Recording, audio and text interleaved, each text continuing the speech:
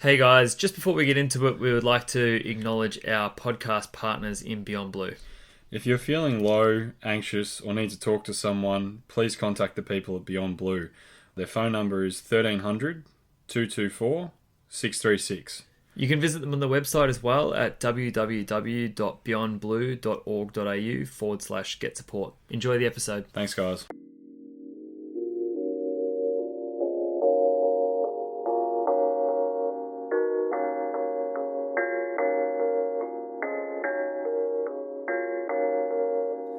Hello and welcome to the Lystics AFL podcast. I'm your host, John Van Norden, and here with me for the second episode of this two-part bang-up is Sean Lewis. Sean, how you doing this week, mate? Going well, mate. I'm assuming people are probably going to listen to this one first because these are the trades that haven't happened. So this is us speculating, which is uncomfortable territory for us, but it'd probably be good. So, going well, mate. Yourself, you doing well? Yeah, mate, I'm going well as well. It's as we said in the last episode, which you'll probably listen to after this one, as we've sort of hinted at. It's just an exciting time of year, and hopefully we can bring to the table some thought and some just some interesting analysis on what's going to happen. So if you haven't listened to the other episode yet, that's the trades that have happened so far, and our analysis of those trades, who won, who lost. There were a couple of win-wins. I think that I said that there was one lose-lose. So You always it'll have to be be different. I'm a special flower, that's for sure. And this episode, we're going to be going through the trades that are yet to happen. So listen to the other episode for our chit-chat and our talk about mental health minute. But do remember that mental health is just as important as your physical health. So coming into the Christmas holidays, the break, do make sure that you're focused on both. I'm butchering what is normally a good intro about mental health, but yeah, you guys know how we feel about this. Yeah, look, it's just, as we said in the last episode, coming into this time of year, there's a lot of extra pressure on top of the release of lockdown with COVID and getting out. So just be very conscious of your mental health and be conscious of your emotional health, and not overloading yourselves and fatiguing yourselves. We want everyone to stay safe and have a happy and safe festive season. And that means that, you've got to take stock and be conscious of your own health, physical, mental, emotional, and everything in between. So with that, we can jump into this, mate. And I think we're going to do it differently. I'm going to read out the names and you're going to talk through what we think. Okay, that sounds acceptable. Take us through it, mate. No stress. So we're going to break it down. So we're going to go through kind of positional hypotheticals. So starting off with the big fish, the first ever RFA contract match in Jeremy Cameron. Now, Geelong's obviously the suitor, and for most of these that we're going to go through, we're only going to pick one suitor that's the most common one being reported. So obviously, potentially in the next 24 hours, other suitors can come out of the woodwork, and potentially there's a few other trades to come out, but we'll just deal with the club that we led to believe is the most likely. So Jeremy Cameron and Geelong, with the GWS Giants passing on pick 11, how does this trade get done? I think 2 picks gets it done. I think either 13 and 20 or 13 and 2021 first gets it done. Okay. Straight and simple. Their highest first round pick this year, and probably just next year's pick, just because GWS don't need too many picks. So yeah, that makes sense for me. Okay. How about you? What do you think? Yeah, look,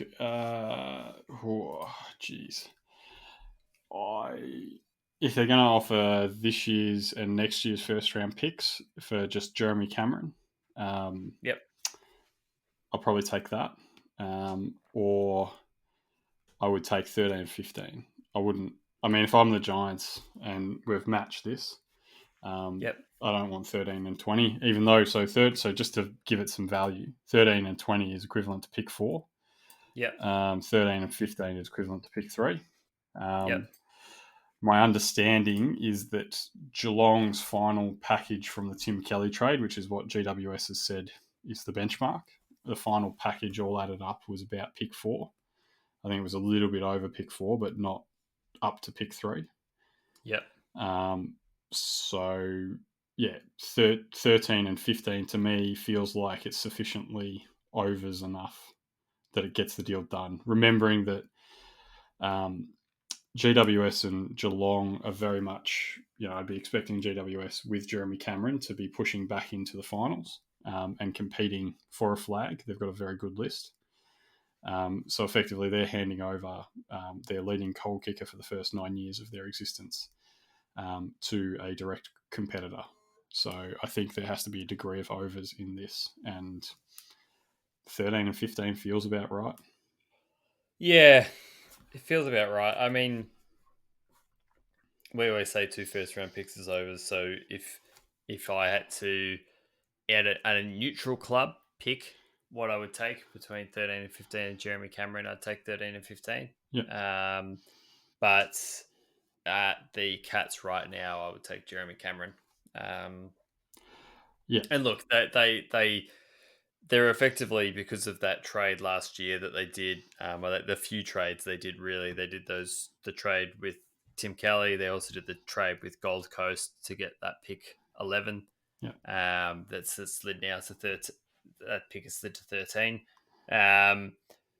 Look, that they have done very well out of it. I mean, they'll end up doing like a 20s pick and Tim Kelly for Jeremy Cameron and something back, like a first round pick. So on balance, they'll have won. If you treat it over a 2-year period, they'll lose this trade in terms of probably direct value. But for them, they've you listen to the last episode, talk through the trades that they've been doing already. They're throwing the kitchen sink at winning right now. Yeah. So Look, this is the kitchen sink plus the kitchen. Yeah. So if you had to, if we said that Tim Kelly, the value is pick equivalent to pick 4, but if I'm GWS, I'm not wanting. I want their top 2 picks this year. Say maybe even I don't know. I think they might have academy kids next year. I'm not sure, but Yeah. Let's say for argument's sake they want their top 2 picks this year. And it's valued at pick 3. I mean, if you went Cameron and 52 for 13 and 15, that's I think that slides it back to about pick 4 value. Yeah. I mean, I reckon that's pretty spot on to me. Yeah, and probably gets it done. Yeah. And I think if you're talking a pure pick, what Jeremy Cameron's worth, I probably in this draft probably pick 5 or 6. So I think valuing him about pick 4, given he's not a full free agent and his contract has been matched, and GWS can pay his contract by matching it. So, he's got his 950 or 850 or whatever the deal is. He's got that money guaranteed to him at either club. So I think there's a little, if he's valued at pick 6, there's a little bit of overs that need to go into it, and maybe 13, 15 for Cameron and 52 gets it done. Yeah, I feel like Cameron should be straightforward. I understand why it hasn't been to date, is that both clubs need to apply time pressure to each other to get the deal done, because you could always posture for more, but I feel like it's just pretty much that's that straight deal. 13 and 15 for Cameron and 52 feels about right. Yep. I mean, what's next, mate? Who are we moving on to next? Oh, now this one's going to be hard. Benny Brown. So obviously Melbourne is the club that we're dealing with, my boys. And this one's got, I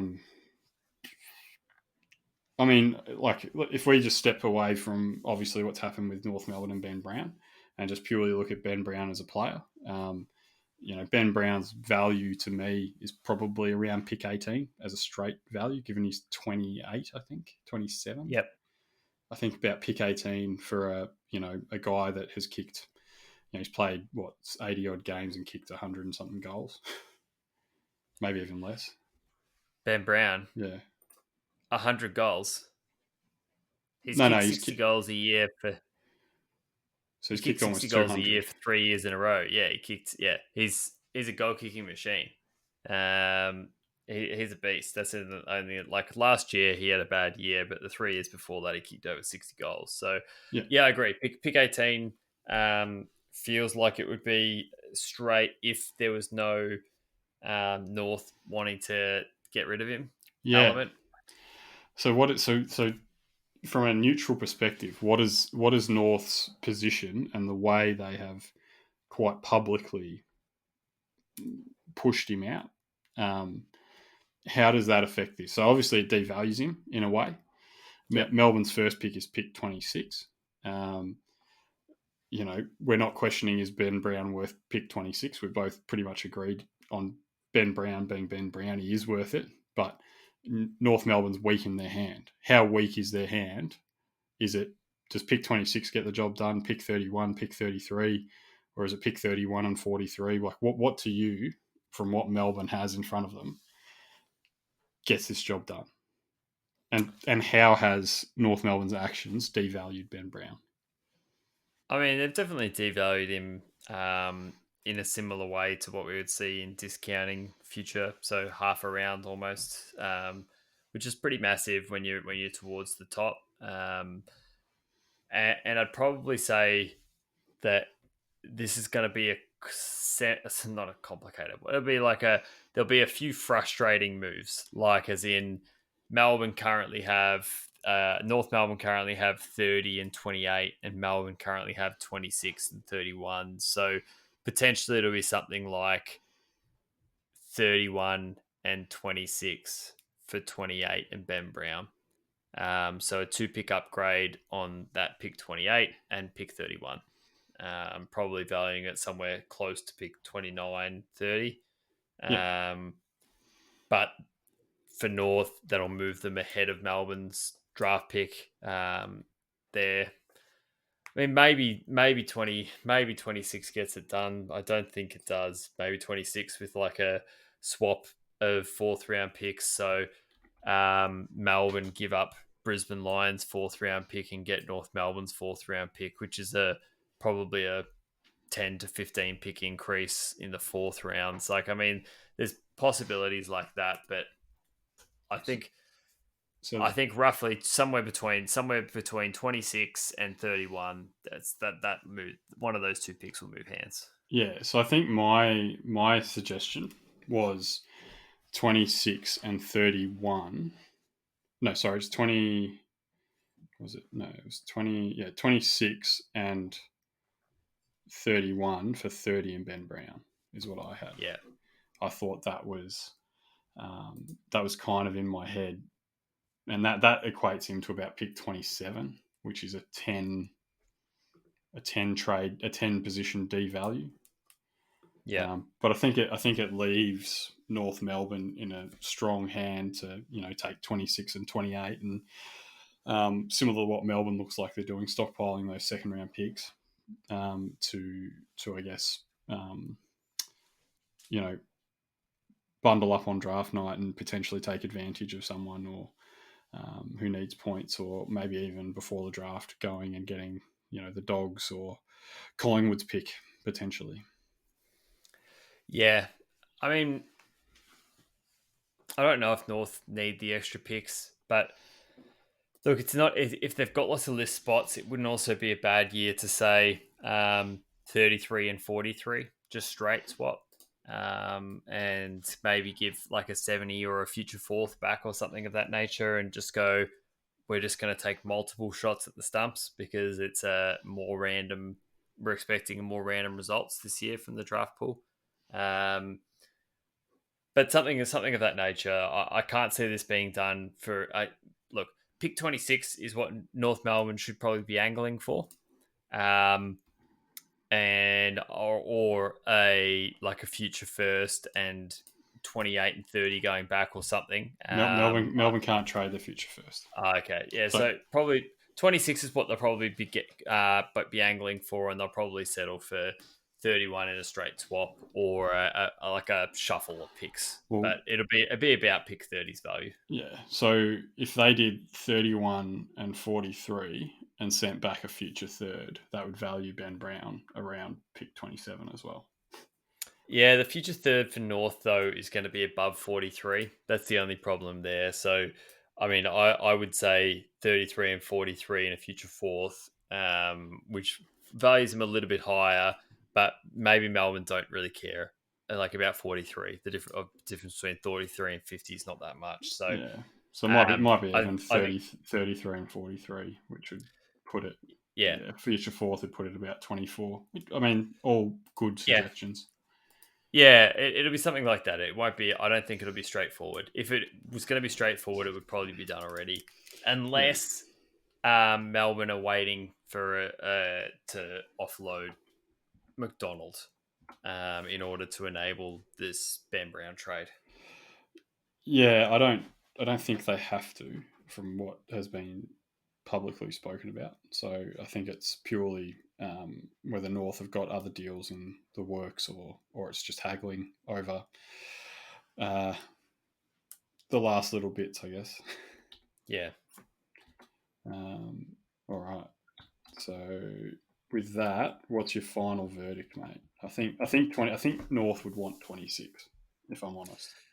yeah. I think North won 26 as well. So let's go. Let's go 26 for Ben Brown and a future fourth round pick. That's my sort of guess. Okay. That's your final verdict. Done. We'll see how close we get on these. I'm writing them down. Yeah, that'd be good. It's a good point. Tom McDonald's up next, mate. And this one's, again, it's a bit of a challenging one. We're not really sure who his suitors are. I mean, you're of a belief that if Collingwood can clear some cap space, they should be going after him. Another option that's been floated is Essendon. What? I mean, I think Essendon make more sense. If Essendon are trying to win now, still, or remain highly competitive, then going and getting Tom McDonald to replace Joe Danaher's output, look, it's going to be flattened. There's not going to be as much highs and lows, but Tom McDonald at his best is a very good forward and a very good defender. And at his worst, he's been a little bit injured in the last 2 years and struggled a little bit, but I still think that he's got value. I just think that based upon his contract and probably the list positions of the clubs he's going into, he's not going to draw that much. He's probably worth at his best late first, early second at his best, like Ben Brown would be. Yeah. But probably right now he's probably valued more like a third round pick. Yep. So, looking at the two clubs we're talking about, Essendon doesn't have a third round this year at the moment. So you'd say, what, a 2021 third? Yeah, I reckon a 2021 third from either club because Collingwood probably wants to keep points in the 40s to match a bit on Reef McInnes. So I'd say his value is a 2021 third round pick for the cap relief that it would provide, given that they're picking up, in this case, they pick up Ben Brown. So he's surplus to needs and he carries a little bit of a contract, similar to what we were talking about with Gold Coast Suns before. Yeah, but I don't think it's as a desperate a cap dump. And to be honest, I don't think it is. It's not. It's not. Which is why you probably get a third round pick rather than a fourth. Yeah, yep, that's fair. I mean, look, if Tom was the lead for a 2021 third, I'd be a little bit disappointed as a Melbourne supporter. I guess the logic in me says it feels, from Essendon, a third would probably feel right. For Collingwood, I'd probably want their second. Just, a pick somewhere between kind of 32 and 45, I guess. Yeah. I mean, if you were going for Collingwood, you would want 39 or 41 from or 42 from this year. Yeah. No, I understand that. I think that, as I said, it's just got maybe it would end up being like a Collingwood third and a few pick upgrade in like 43 to 39 or something like that.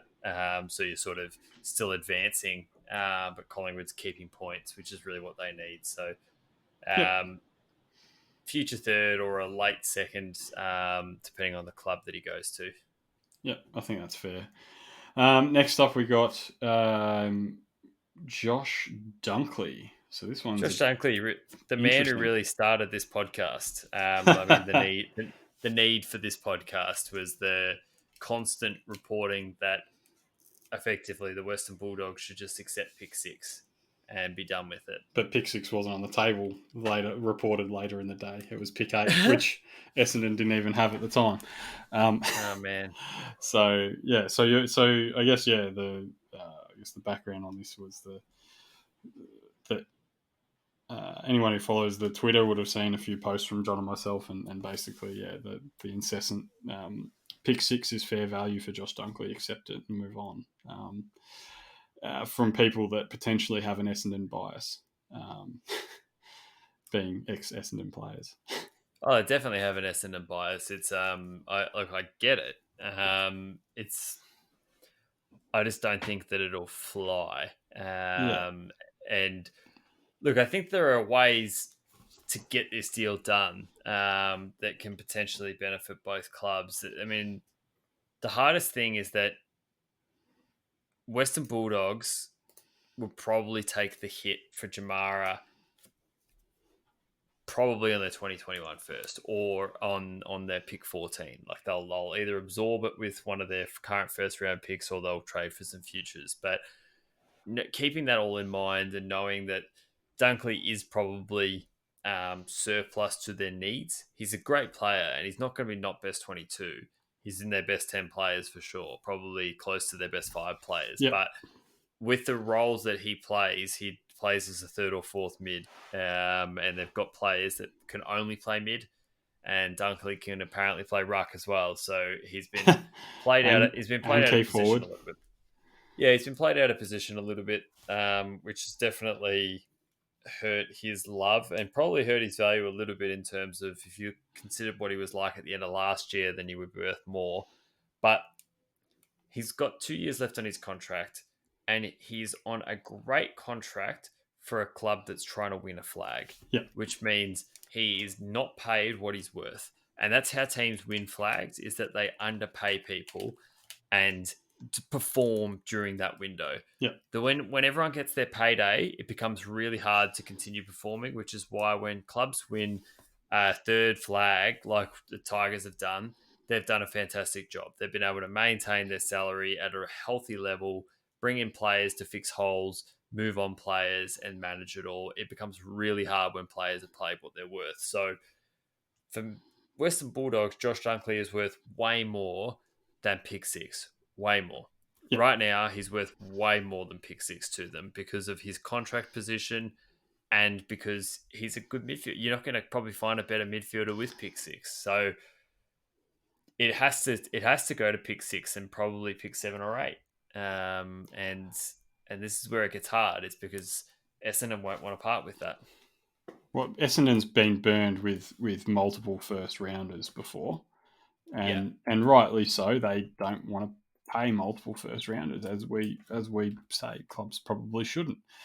But if that's the case, don't probably no trade's going to happen. Yeah, don't go chasing contracted players and offering them double their salary and an extra 2 years on their deal. And if you're not going to stump up, they've got the capital there, Essendon.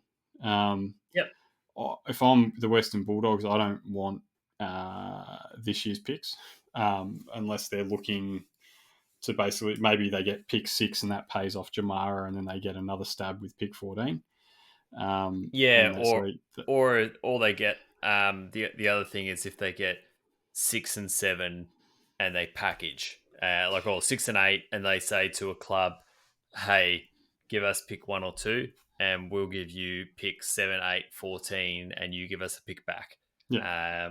And we'll just get some points for Jamara to take as much as we possibly can this year. And we'll take some of our future and we'll get up the order and make 2 early selections. Yeah. Or they take a pick 6, 7, or 8. Doesn't really matter which one, and they take Essendon's future first, and maybe maybe in that scenario, given that Essendon probably next year are going to be on the lower end of the ladder, maybe a Western Bulldogs future second or something goes back, Yeah.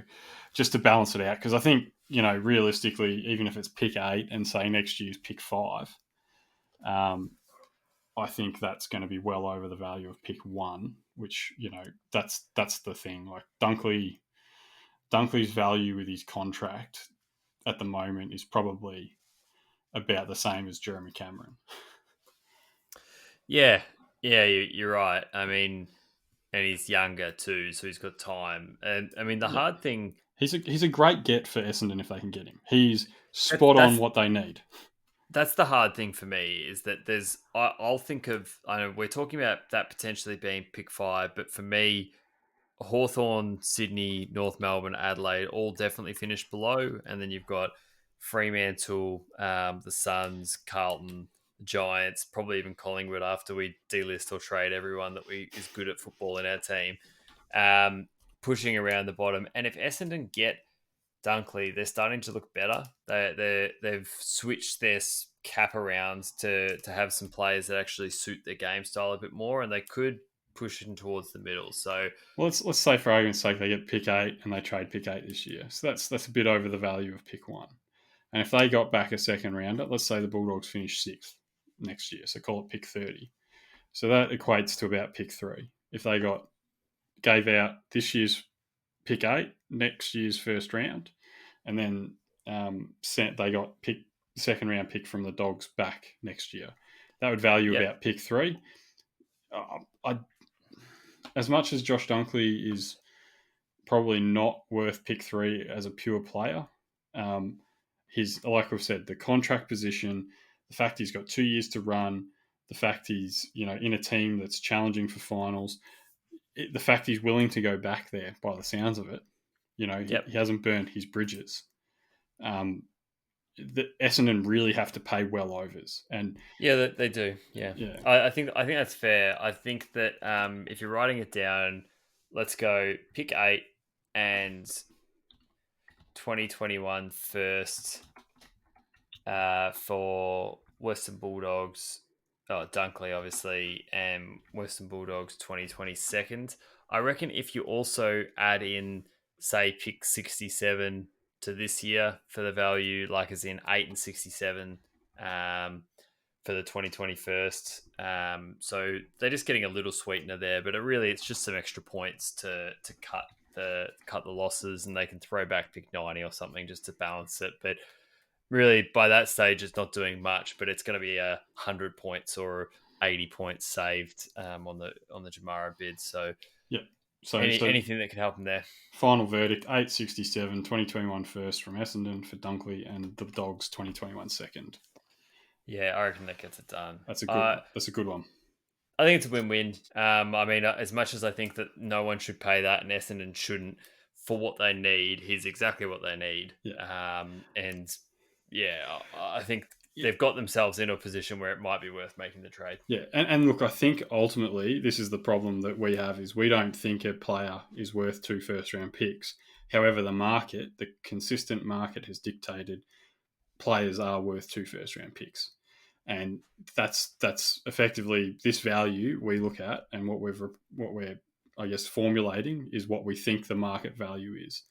I mean, as we said, if we're talking a pure pick, pure pick for Dunkley in this year's draft, 6-ish is probably, with the 2 years on his contract, is probably somewhere around there. Pure talent maybe around 10, but it's still like in a pure draft, pick 6 gets it done if he's off contract. Yeah, totally, mate. Treloar, Adam Yeah, Treloar. Treloar.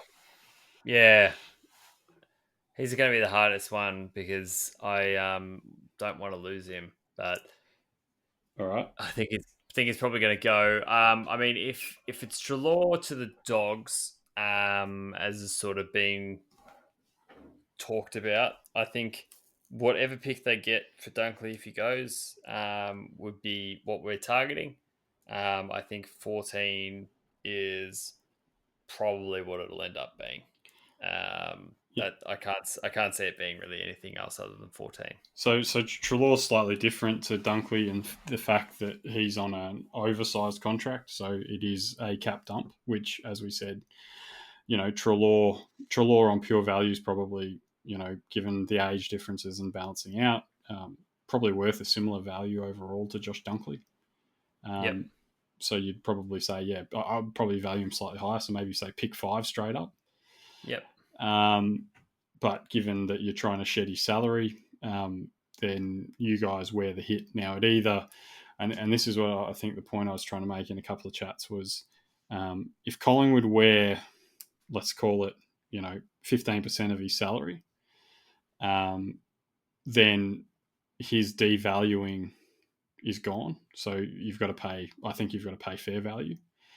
Yep. If Collingwood don't want to pay any of his salary, then that's when you get the discount.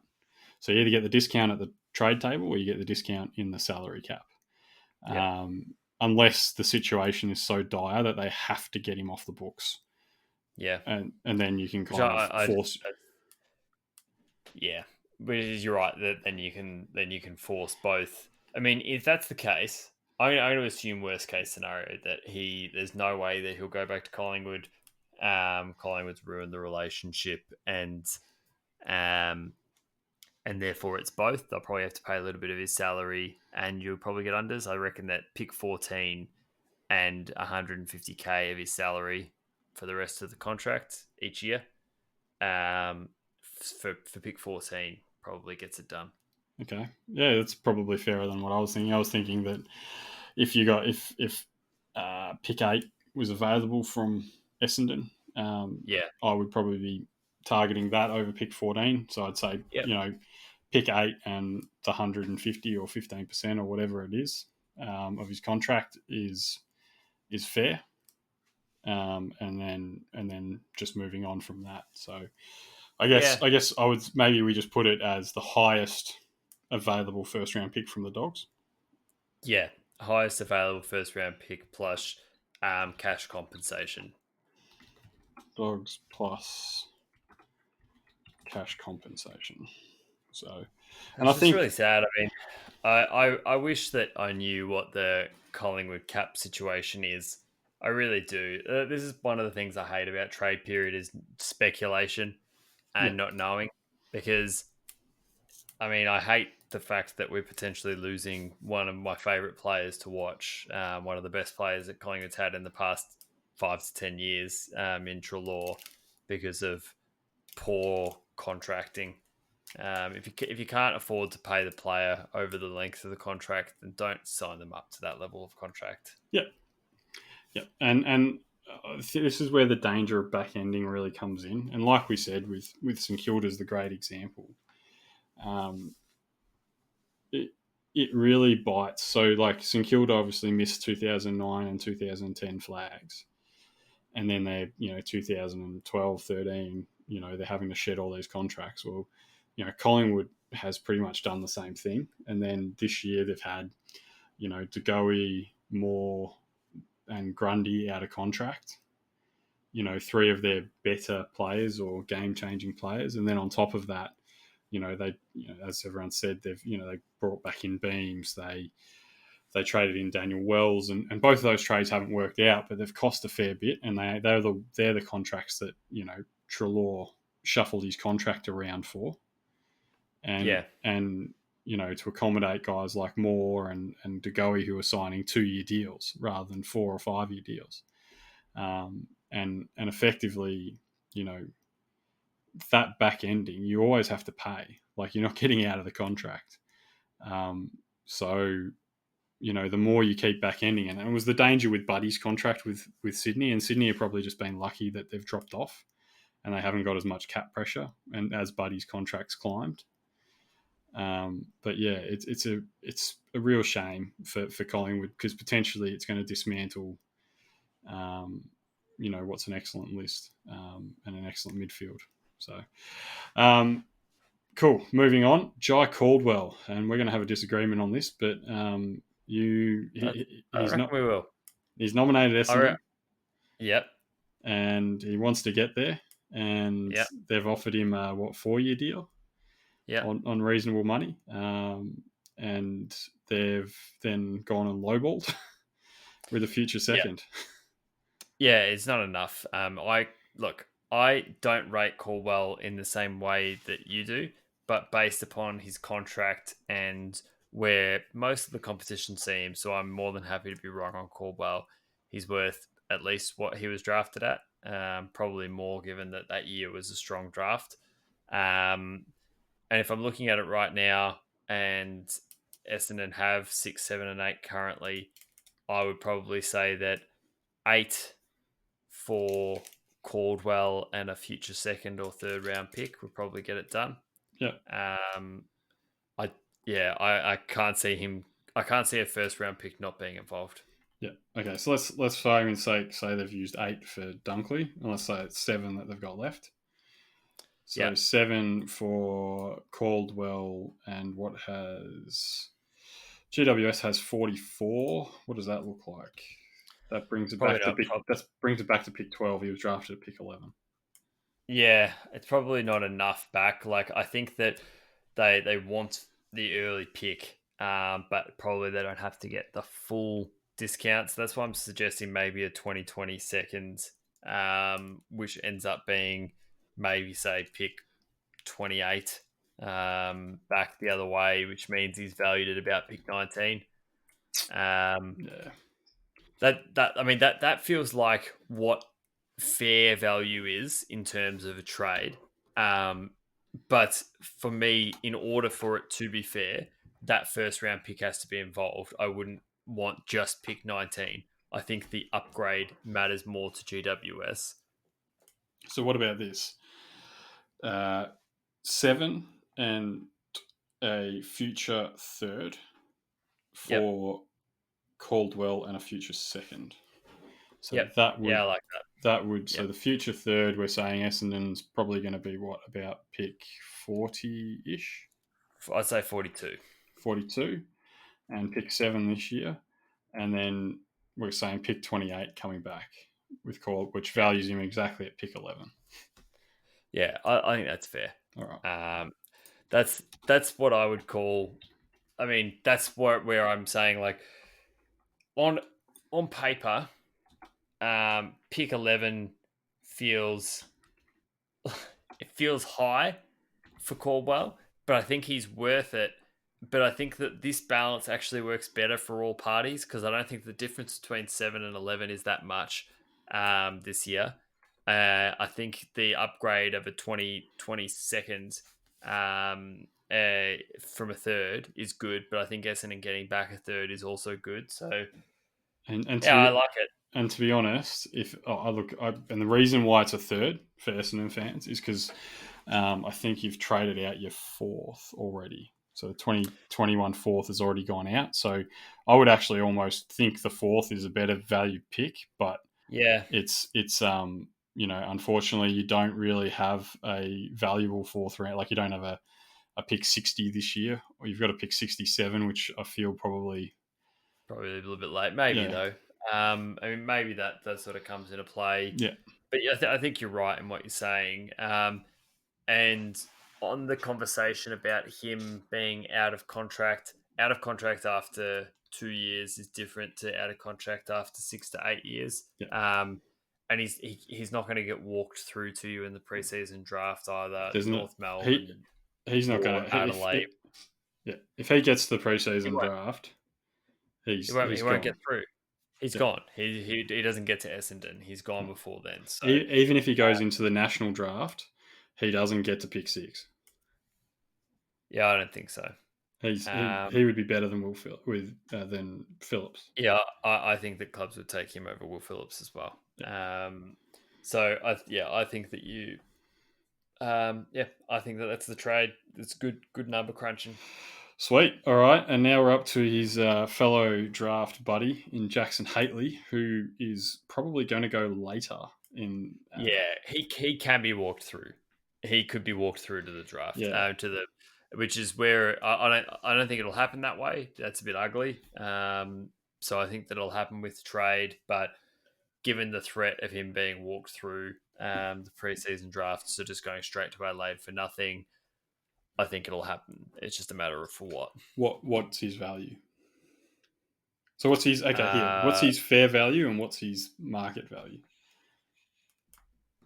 yeah, his fair value is the 2020 second round pick that Adelaide have of Melbourne's. So that like my guess is that'll end up being 28 25. or 20. Yeah, yeah, so somewhere in the 20s is my guess. It'd be like They've got 22 and 23. Just 23. Just do it. 22 and 23 this year, but I'm Yeah. saying I think that's that future pick. So that Melbourne second rounder that they hold Yeah. in the future, which will end up being somewhere between say 25 and 30. That is feels like to me his value in terms of what's fair. Maybe a little bit unders. If he was going to any other club, that would be unders. But because Adelaide have got the preseason draft call, um, that probably plays a little bit into their favour. So if you're any other club other than Adelaide, what are you paying for him? What's his actual value? What would I pay for him? Yeah. Um, Pick 14, probably what he was worth originally in the draft. I don't rate this draft very highly. So I would take a 2 years advanced Hatley. I don't think he's lost value. Yeah. Over pick 14. I think probably he's got less upside than the man we just talked about, Joe Caldwell. Yeah. So that probably slides him back a little bit because he's lost 2 years of productivity. So probably a pick about 20 would be fair. Yeah. I think because of the contract situation, it probably slides him to a future second. And I think what will happen is that it'll end up being, my guess is 2/3. My guess is it'll end up being a future third, pick 40, with maybe 52 going back from GWS. That's my bet. So pick 40, Adelaide's future third, which will be 37. Yeah, Assuming they finish bottom. And what'd you say? Pick what's going back? 52 going back. 52 and Hatley. So it values in pick 29. Yeah, that feels about fine to me. And Wouldn't you just go the future third and 40? And then yeah, I mean, I would, but I just think that Adelaide probably don't need 40, and I just think that's how it'll sort of happen. I think 40 will be involved in the Hatley trade. Okay. Yeah, I don't know. I think the 2021 second round Melbourne as a straight swap is good. That's fine. That should be enough for everyone. Yeah, it should. I mean, and hopefully that Adelaide do that in a good faith. I just don't know whether they have to do it in good faith. Well, they don't really have to do it at all because they can walk him. So yeah, and that's sort of where it gets hard. Is you go, well, that 2020 second round pick, Melbourne could finish second bottom. That could be pick 20. That's too much. Which is where it starts to get a little bit hard. So I think there may be just some shuffling of picks. Yep. A pick shuffle. Even 23 this year for GWS's 44 and Hatley would be fair to me. Like there's just a little bit of shuffling that needs to happen, and that'll get it done. Yep. No, I think it's all.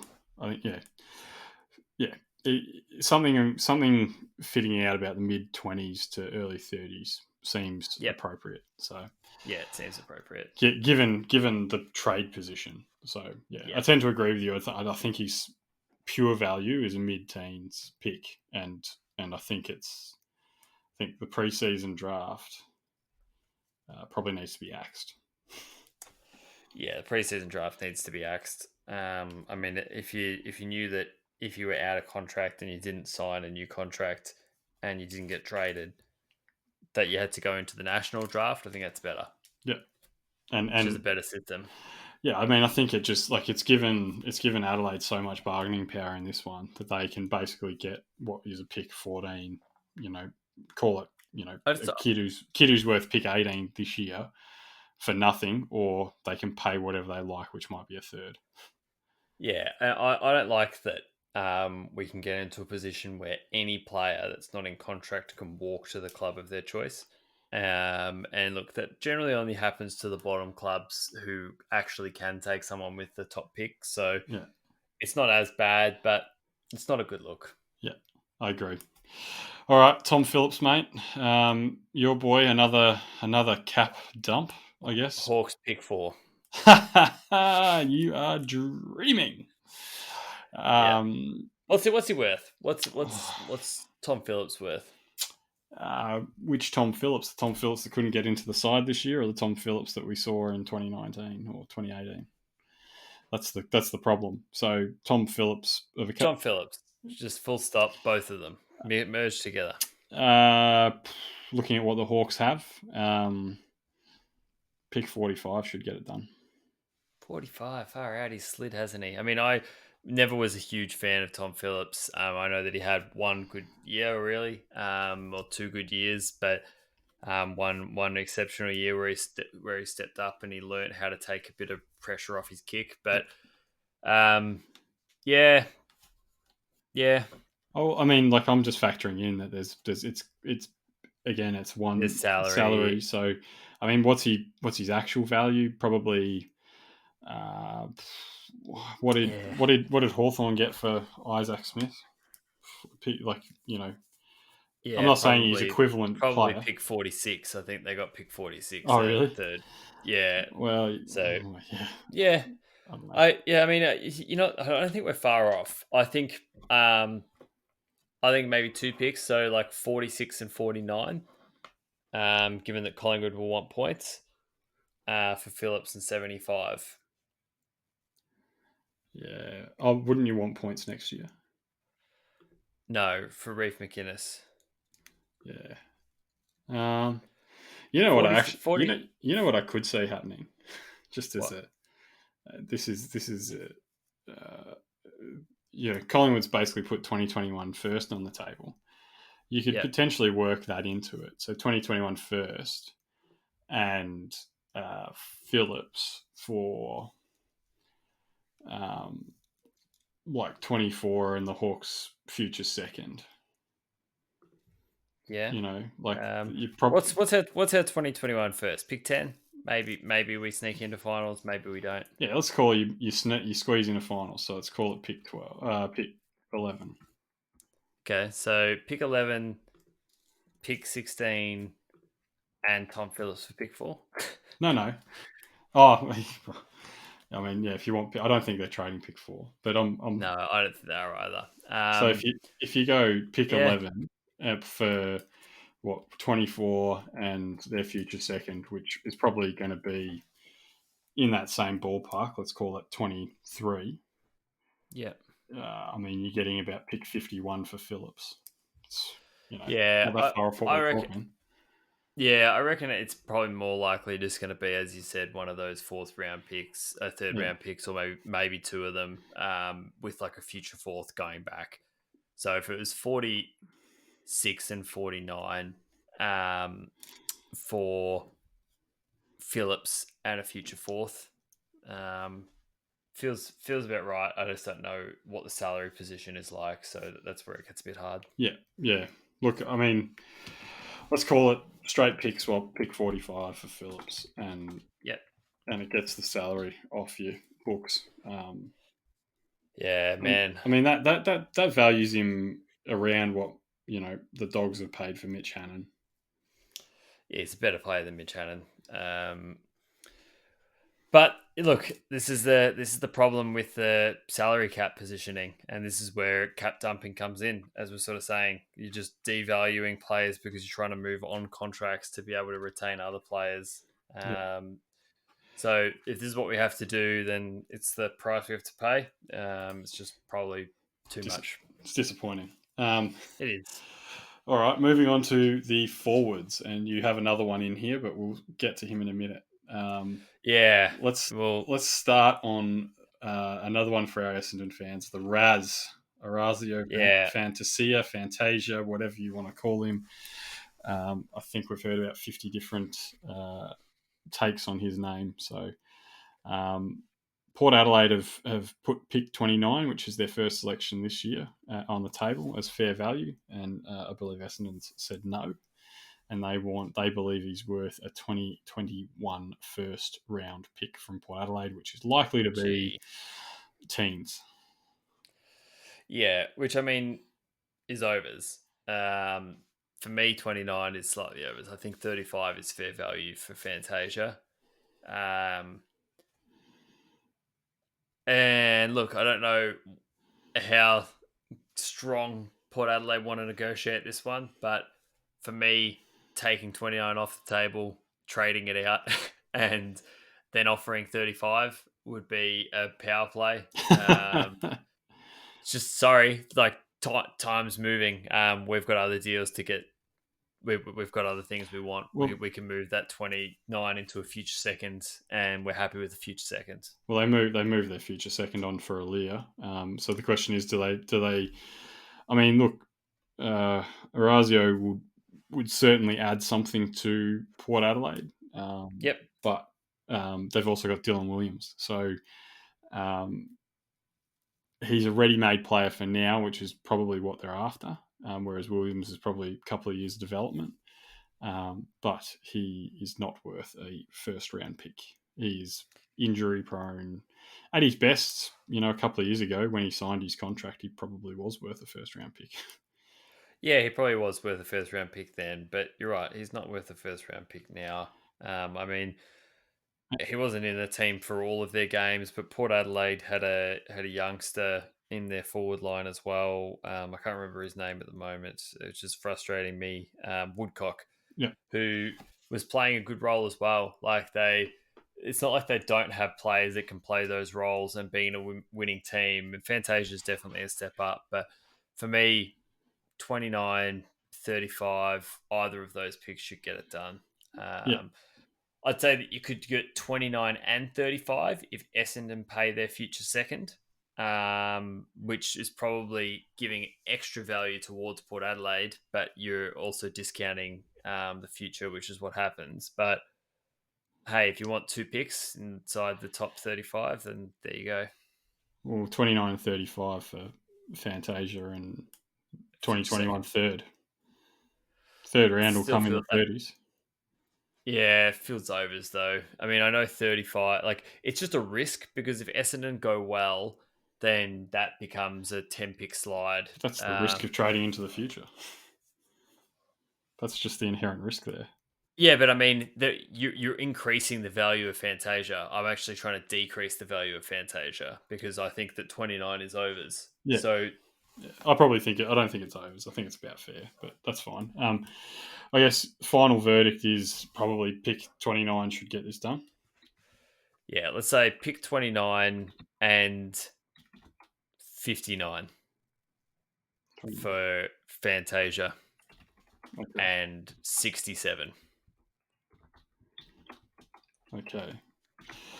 Yep, I think that's fine. And in terms of value, what are we looking at? We're looking at 29 and what was it? 50. 29 and 59 for Fantasia and 67. 26 that values him at, which I think is fair. Yeah. Yeah, that gets it done. Cool.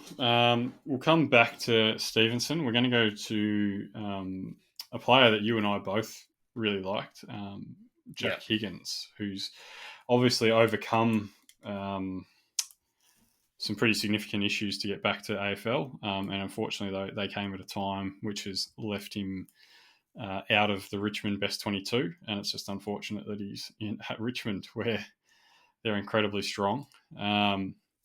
So I think he's got a year or two to run on his deal anyway. And this is really just a move for opportunities. Yep. St Kilda's been linked. He's apparently requested a trade to St Kilda. He was pick 17 in his draft year? Yeah, I think he was. Yeah. I mean, I know St Kilda have said that they won't trade pick 17 for him, and Richmond have said we want pick 17, which is fair enough. That's a fair starting point. Yeah. For me, probably the brain issue that he had devalues him a little bit.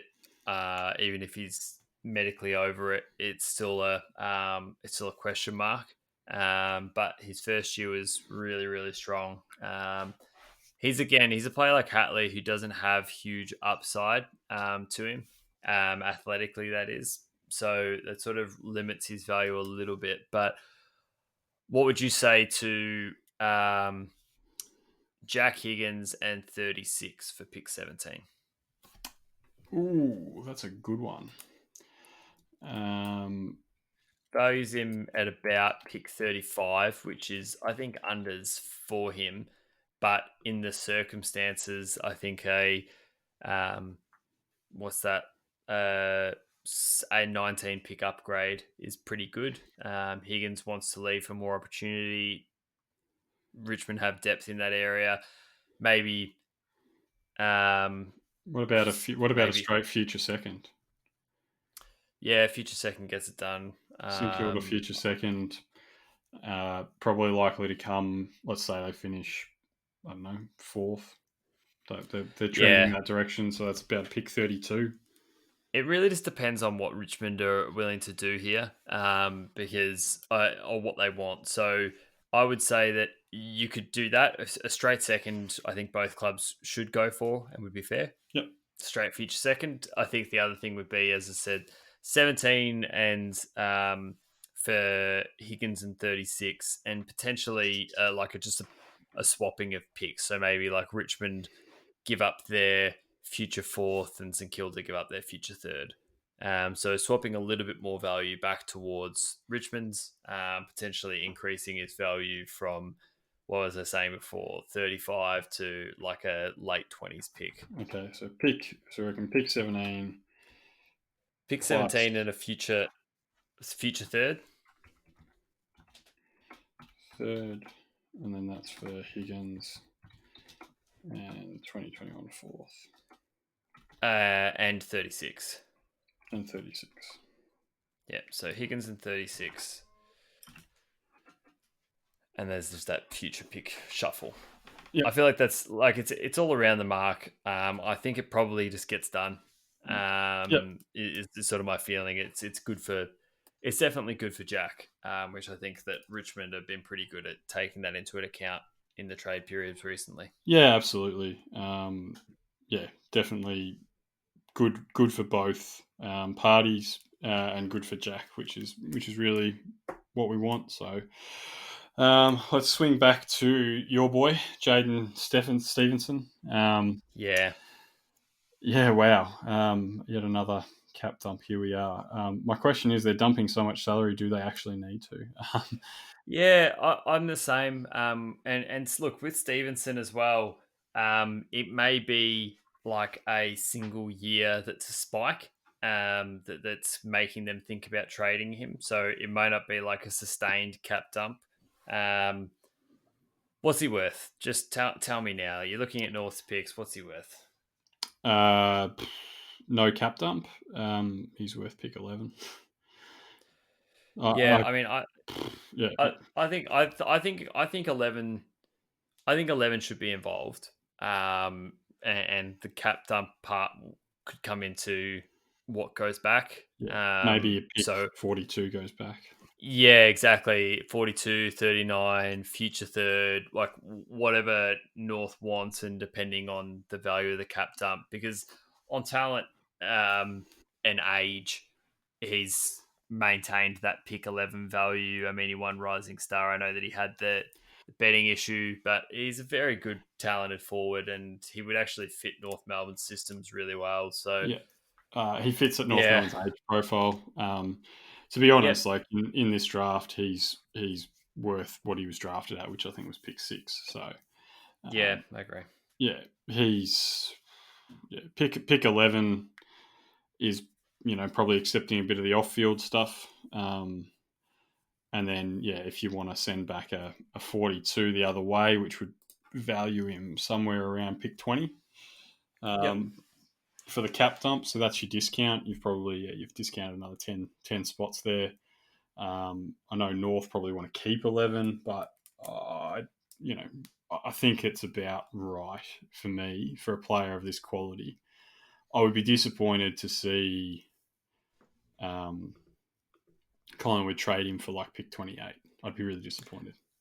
I would be extraordinarily disappointed if that happens. If it was 28 and a future second for Stevenson, and one of those 40s picks going back, maybe like do we have 42, did you Yeah, say? Yeah, 42. 42 going back. Sort of values him at around pick 14. I could deal with that. I wouldn't be happy about it because I think that we need the premium, but let's see. Let's see how much cap they need to move on. Yeah. So if We'll North, need to find out. so here's what I reckon: if North got 26 off Melbourne, 26 and 28 to the Dogs for 14. So 26, 28. That's what's that in value? That's equivalent to pick 10. So you get pick 14. So that gives the Dogs an additional what's that, about 250 points ish Yep. for Jamara. That pick 14 could then be used straight swap for Stevenson. Yeah. That I could mean, be something they do. yeah, you're right. Dogs could even go for Stevenson. We won't talk about that, but I mean, he'd fit the dog system really well as well. He's a good player, so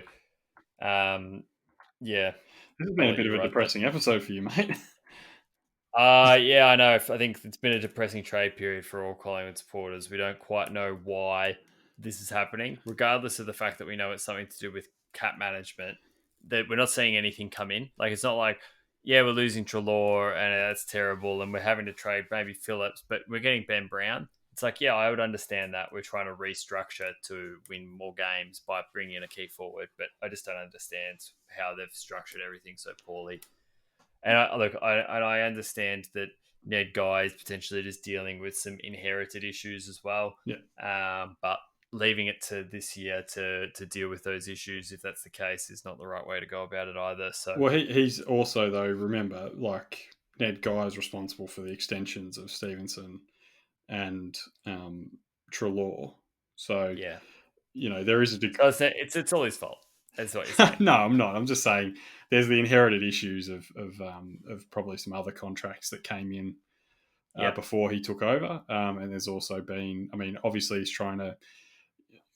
No one ever outwardly tries to do the wrong thing, and we're not saying that he has, but in his probably efforts to reshuffle money around, they've created probably what looks to be a bit of a logjam coming up with Brodie Grundy's big deal and all that sort of stuff. So Yeah, it's not a good one. But finally, final trade is a defender. Alex Witherden. So this one's a really fascinating one for me. Witherden is a best 22 talent even at Brisbane, and I just cannot for the life of me fully comprehend why he hasn't played more games this year. And Yeah. I think I hear he doesn't defend, or whatever the like Chris Fagan said, and I've got a lot of respect for Chris Fagan. So he's not doing it for no reason, and I understand that. But I think we've talked about before. There are players who have enough talent that their flaws can be worked around, and probably a good example of that was Dusty. Yeah. Dusty's got some flaws in his game, but he's so good at other stuff that he just doesn't matter. Yep. And Dangerfield as well. Like Dangerfield, as good as he is, he's not a tremendously accurate kick. And he's such an impactful player. But and again, like we're talking, obviously, guys a long way above Witherden. But talking about guys similar, Jeremy McGovern comes to mind. Doesn't play one-on-one, just plays the intercept in the system. Yep. Witherden is your attacking half backman. He may not be the best defender in the world, but geez, he can get meters gained, and he can get the ball going the right direction, and he hits targets. He's was what we assessed was probably the best kick in his draft. And he's prone to making a few errors, but he's also a young player. And I would have thought that his ball use off the back line for Brisbane would have been what they wanted. But they obviously, with Archie, has come along quite well, so they're clearly thinking he's surplus to requirements and probably on a decent deal, so they can move it on. But if you're West Coast, how are you getting Alex Witherden? Future second. Future Straight second. swap. Yeah, I don't know whether it's Port Adelaide's or their own. don't think it matters. I think they'll all be in the 30s, but for me, it's just a straight future second deal. He's a good player as well, so it's a good deal for those guys to get. But depending on what, future second gets it done. I don't think there's too much difference of opinion on his value. He's worth probably a future second pick. Yep, I agree on that. It's amazing to think, though, probably the end of last year, you probably would have given up a first rounder for him. Yeah, you would have. And same with Stevenson. Yeah. Same with Higgins before his brain stuff. So it's definitely a point where players start dropping off in value. But it's. I hope you've enjoyed the episode focusing on trade. I have not enjoyed it anywhere near as much as I thought I would. All the Collingwood stuff has got me depressed. But do you want to wrap us up, mate? Yeah. Obviously, guys, thank you very much for listening. And we hope there's a little bit more insight than what's been happening on other channels for the trades on the last day. Obviously, this is going to be released the last day of trade period, so I believe trades can't be processed till 3 p.m. So don't bother before 3. Don't bother listening to Trade Radio until 3 o'clock. Just listen to us. And thank you everyone for listening, and we hope that you've enjoyed this kind of 2-part trade mini wrap. And at the end of the trade and drafting, we'll do our big full analysis and how your lists have changed and the benefits that you've all made. But it's certainly been probably one of the more exciting trade periods from the sense that there's a few different things going on with tight salary caps and players on the move, and the first ever matched RFA. So there's a lot to talk about and a lot to get done, and hopefully it can all get executed on the last day. So thanks everyone for listening. Let's see how it goes, mate. Thanks again, guys, and we'll chat to you soon. All right. Bye everyone. If you constantly worry that the worst is going to happen, you're not alone. 1 in 4 Australians will experience anxiety. Know when anxiety is talking. Visit Beyond Blue to start a life beyond anxiety.